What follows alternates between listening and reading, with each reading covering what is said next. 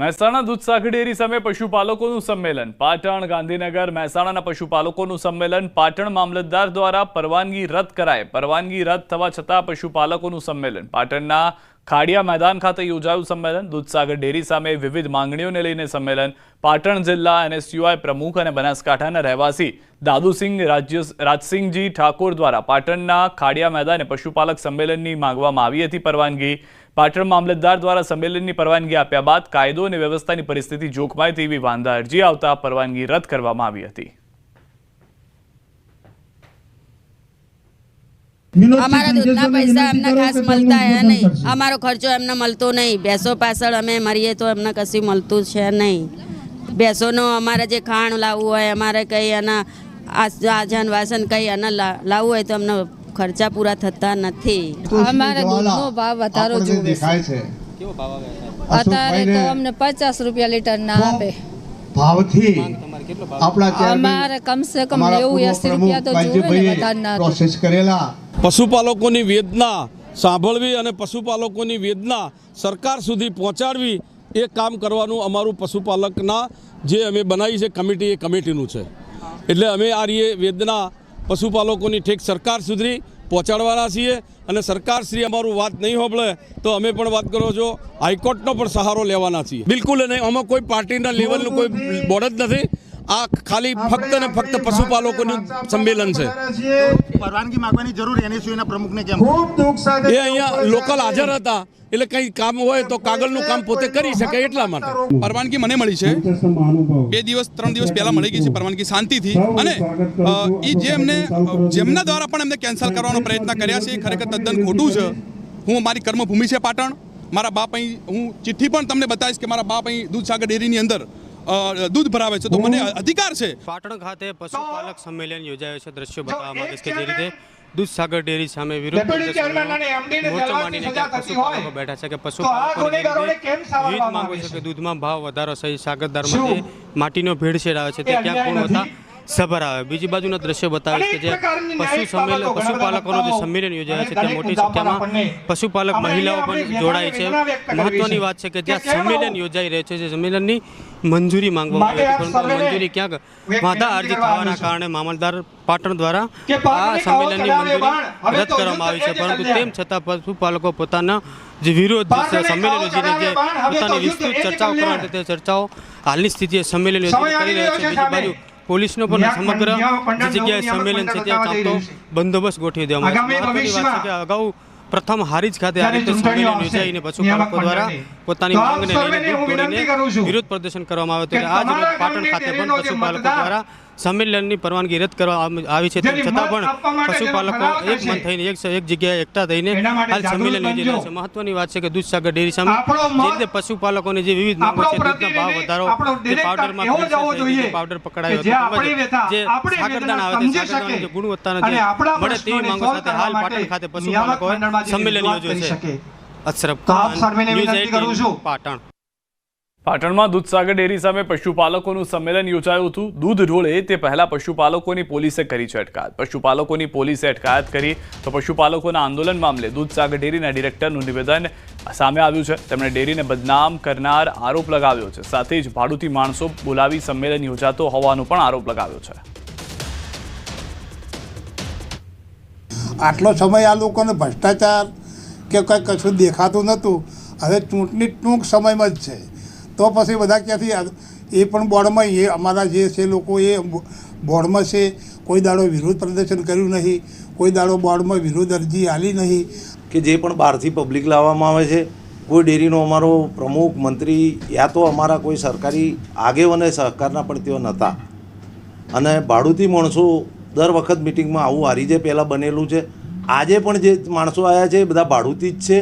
અમારા ગામડામાંથી કોઈ પશુપાલક નથી આવ્યો, કોઈ કારોબારીના મંત્રી કે ડેરીના મંત્રી કોઈ આવ્યું નથી।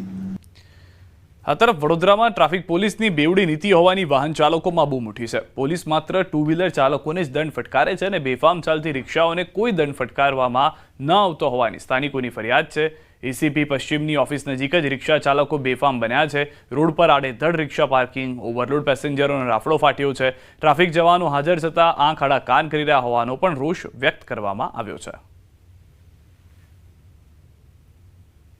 ઓબ્ઝર્વેશન મેં એ ઓટો રિક્ષાવાળાનું તો મેં જોયું છે, બટ ટ્રાફિક પોલીસ શું કરે છે આઈ ડોન્ટ નો.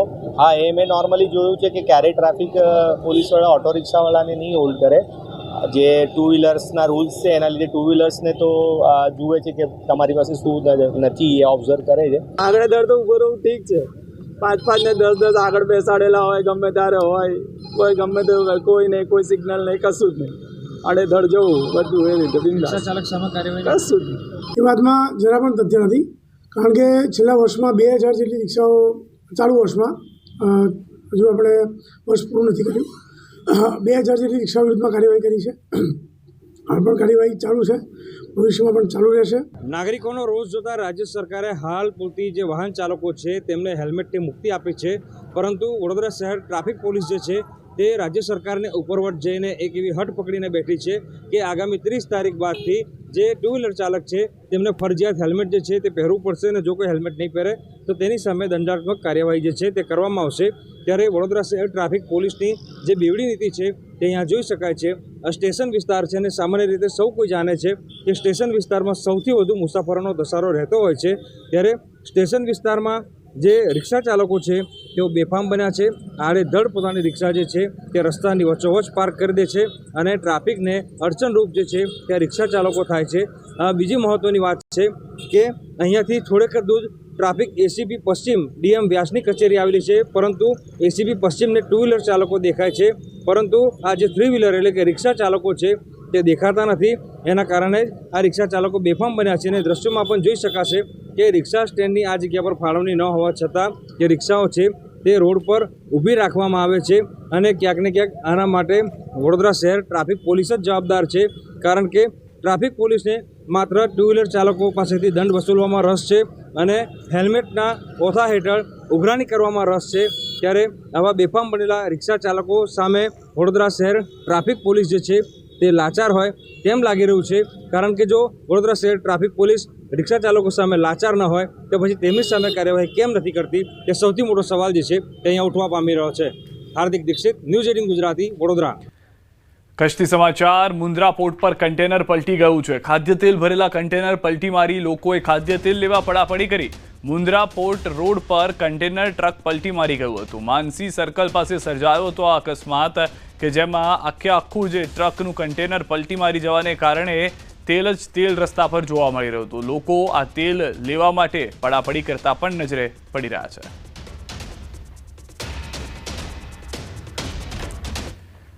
અઢી મહિનો જેલમાં રહ્યા બાદ ધારાસભ્ય ચૈતર વસાવા જેલ મુક્ત થયા. વડોદરાની જેલમાંથી ડેડિયાપાડાના ધારાસભ્ય ચૈતર વસાવાને આજે જામીન મળતા તેમના સમર્થકોમાં ખુશીની લહેર ફેલાઈ છે.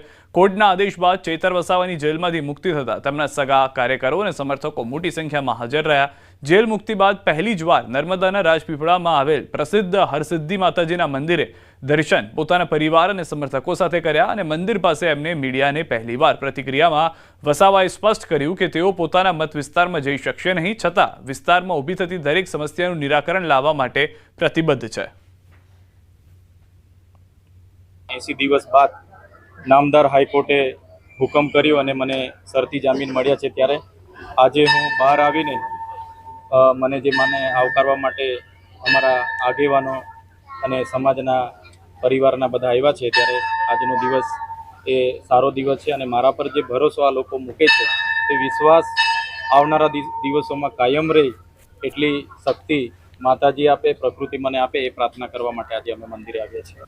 સુરતના અમરોલી વિસ્તારની ઘટના. ખાડાના કારણે બાઇક સ્લીપ થયું હતું. બાઇક ચાલક પરથી ટ્રકનું ટાયર ફરી વળ્યું. બાઇક ચાલકનું ઘટના સ્થળે મોત નીપજ્યું. અકસ્માતના પગલે બાઇક ચાલકનું ઘટના સ્થળે મોત થયું.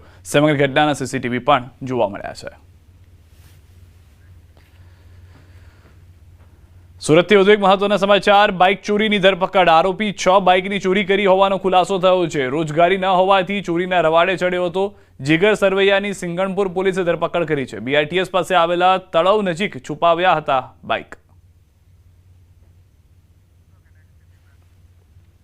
વાંસના ટોપલા બનાવવાની સામગ્રીની આડમાં ચાલતી વિદેશી દારૂની હેરાફેરી ઝડપાઈ છે. દારૂના બુટલેગરો દ્વારા વિદેશી દારૂની હેરાફેરી માટે વાપરવામાં આવી નવી મોડસ ઓપરેન્ડી.